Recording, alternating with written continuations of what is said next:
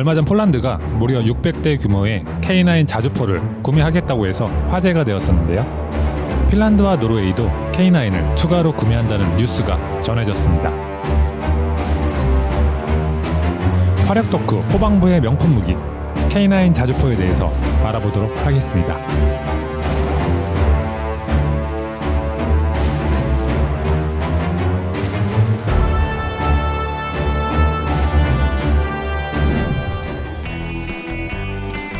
나폴레옹은 이런 말을 했습니다. 신은 가장 강력한 포병이 있는 군대의 편이다.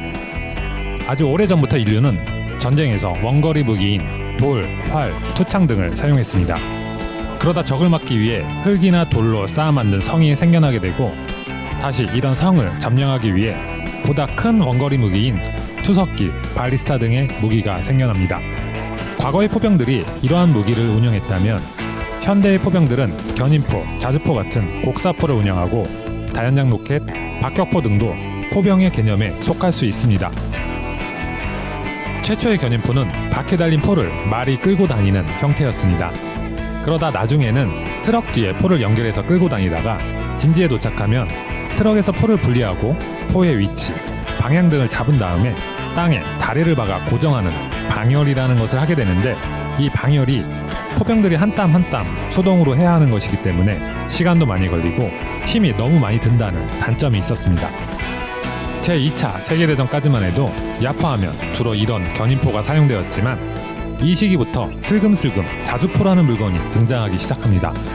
자주포란 말 그대로 스스로의 힘으로 움직이는 포인데요. 견인포가 말이나 트럭에 매달아 끌고 다녔다면 이 자주포는 자기가 알아서 스스로 움직이는 겁니다.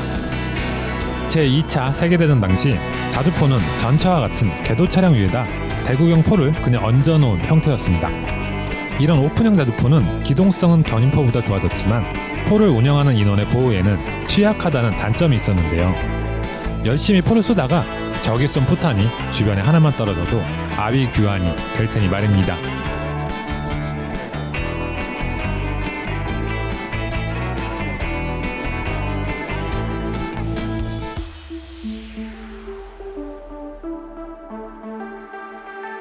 한국의 지형은 험준한 산악 지역이 대부분입니다. 이런 지형에선 적의 기동성이 제한되고 지형에 따라 병목되는 지점이 꼭 발생하기 때문에 효과적인 공격 방식은 뭐니뭐니 해도 적당한 시점에 포병을 이용해서 저렴하면서도 집중적인 화력 투사가 가장 좋은 방법입니다.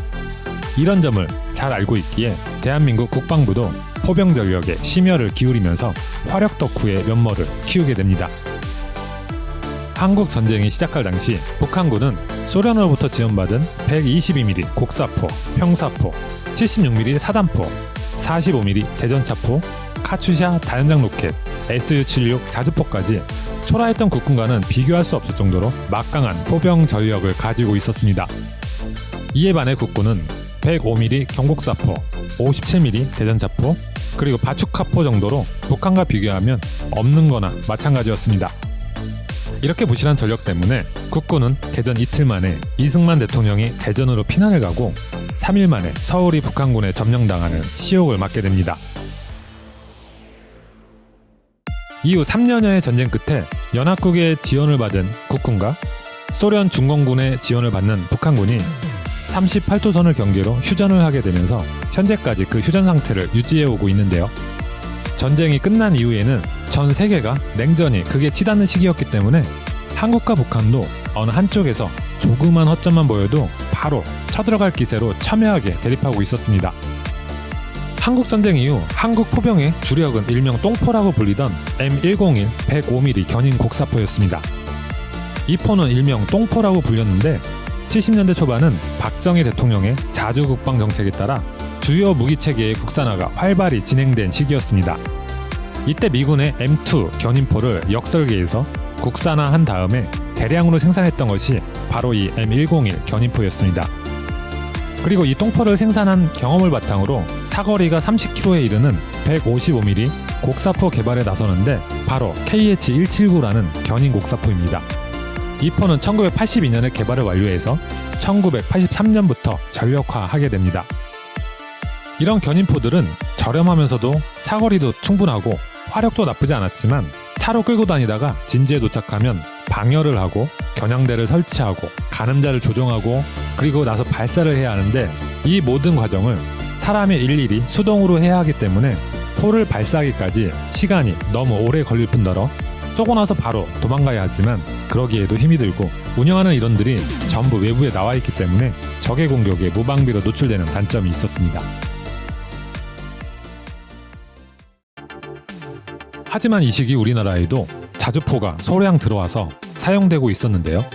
바로 엄청난 크기의 대구경 포탄을 발사하는 8인치 M110 자주포와 긴 사정거리를 자랑하는 175mm M107 자주포였습니다. 이 두 자주포는 궤도 차량 위에 그냥 포를 얹어놓은 형태로 운영하는 인원들에 대한 방어력이 전혀 없었고, 원래 미국에서 공중 수송을 위해 가벼운 차차를 사용해서 제작했기 때문에 안정된 사격을 하기에도 어려웠습니다. 하지만 사거리도 길고 대구경 포탄으로 파괴력 또한 무지막지했기 때문에 군단 예약 포병여단에서 운영하다가 8인치 포탄과 175mm 포탄 재고의 한계와 장비의 노화로 인해 90년대까지 운영되다가 2000년도 초 한국에서도 퇴역하게 됩니다. 이렇게 미련 없이 고물 자주포들을 바로 퇴역시킬 수 있었던 이유는 이미 1985년부터 K55라는 당시로서는 현대화된 자주포를 생산해서 실전에 조금씩 배치하고 있었기 때문입니다.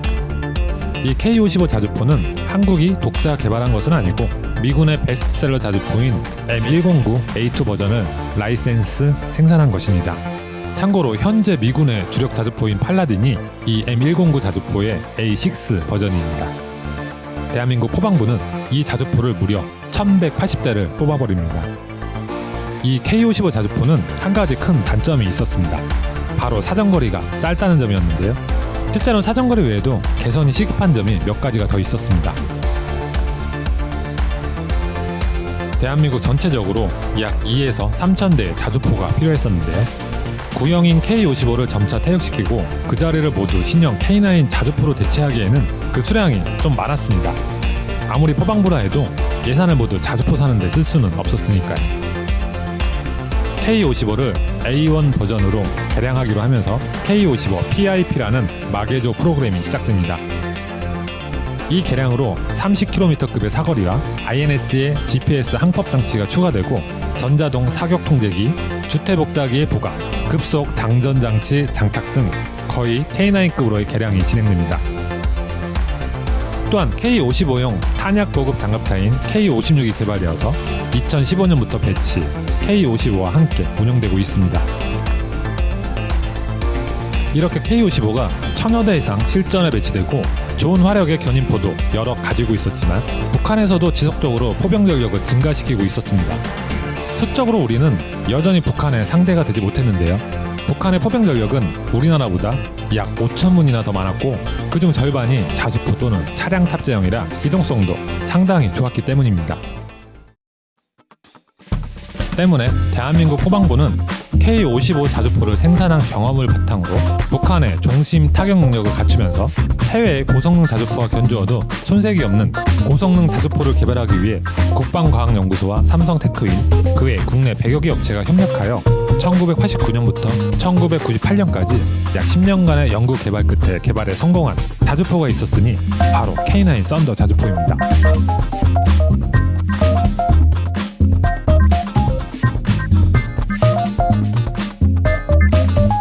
우선 K9 자주포는 북한의 종심 타격 능력을 갖추기 위해 사정거리를 40km까지 늘립니다.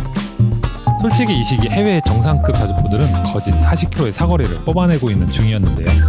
K9은 52구경장의 긴 포신과 새로운 장약, 그리고 사거리 연장용 항력 감소탄을 개발하고 K55에 비해 2배 높은 충격을 견딜 수 있는 포신과 마운트를 설계, 반동 감소 등의 신기술로 약 40km의 사거리를 뽑아내는 데 성공하게 됩니다. 이후 2020년 11월에 최대 54km의 사거리를 낼 수 있는 신형 사거리 연장탄 K315가 개발되었다는 소식이 있습니다. K9은 사거리뿐만 아니라 사격 속도도 빠른데요. 급속 사격 시 15초 이내에 3발을 발사할 수 있고 최대로 발사할 때는 3분 동안 연속으로 분당 6발을 발사할 수 있습니다. 그 이후에는 분당 2발까지 사격이 가능합니다. K9의 차체는 1000마력 디젤 엔진과 유기압 현수 장치를 적용해 험지 주행 능력이 우수하고 47톤에 달하는 육중한 무게에도 불구하고 가파른 경사도 끄떡없이 오를 수 있으며 고속 주행 및 급정거도 가능합니다. 철원에서 사막에 이르기까지 외부 기후에 상관없이 기동력이 보장되며 강철 장갑제를 적용하여 14.5mm 기관총과 대인지대까지 방어가 가능한 수준입니다. K9 자주포는 포탄 장전이 전자동으로 이루어지는데 포탄 이송 장치로 포탄을 포탄 적치대에서 꺼낸 다음 자동 장전 장치로 가져가면 이 자동 장전 장치가 자동으로 약실에 포탄을 장전시키기 때문에 운영병은 그냥 장약만 넣으면 모든 과정이 끝나게 됩니다. 이렇게 장전이 끝나면 단지 발사 버튼만 누르면 포를 발사할 수 있습니다.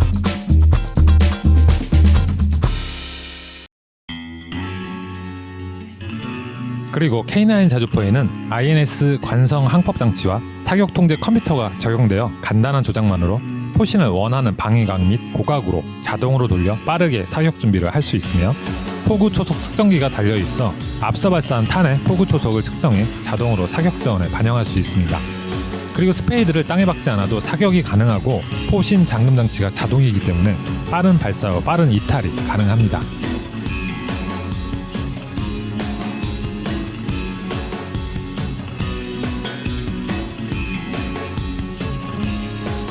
이런 우수한 성능의 K9 자주포도 개발된 지 10수년이 지나면서 성능 개량의 필요성이 점점 대두되게 되었고 포방부는 여기서 또 K9을 A1 버전으로 업그레이드를 진행하게 됩니다. 이 성능 개량 사업의 주요 내용으로는 신형 사거리 연장탄을 사용할 수 있도록 사격 통제 장치를 업그레이드하고 보다 빠르고 정확한 위치 재현 산출을 위해 기존 INS 관성 항법 장치에 추가로 GPS를 적용합니다. 후방 카메라와 야간 열 영상 카메라를 장착하고 이렇게 늘어난 전기 장치로 인한 전력 소모를 보충하기 위해 보조 동력 장치가 추가됩니다. 이렇게 업그레이드된 K9A1은 2018년 8월부터 실전 배치되고 있습니다. 우리의 포방부는 여기에 그치지 않고 세계 최고 K9A1을 한 번 더 업그레이드 하려고 계획하고 있으니 바로 K9A2 개량 계획입니다.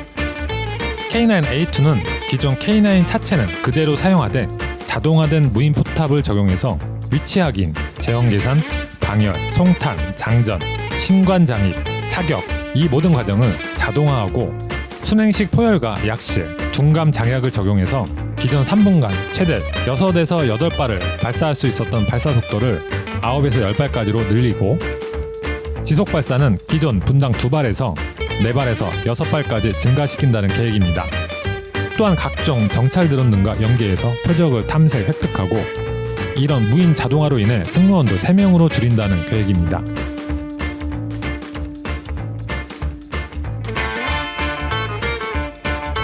K9 자주포는 K10이라는 탄약 보급 장갑차를 통해 한 발에 40kg이 넘는 155mm 포탄을 자동으로 안전하고 빠르게 보충받을 수 있는데 차체는 K9과 같은 차체를 사용합니다.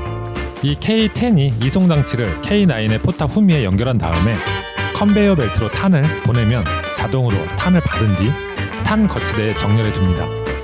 K9 한 개 포대당 2대에서 3대의 K10 탄약 보급 장갑차가 배치됩니다.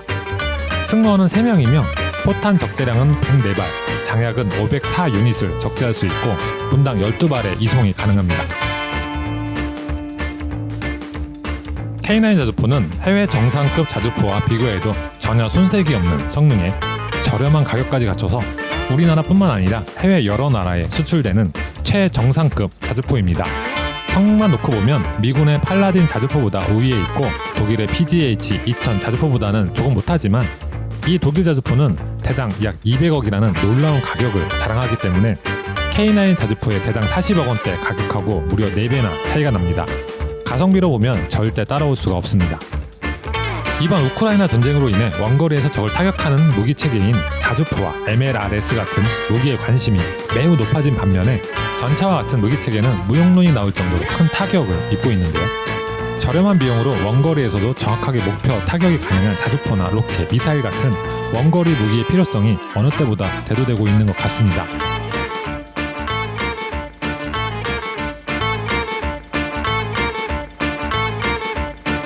이상 국방색 국회였습니다.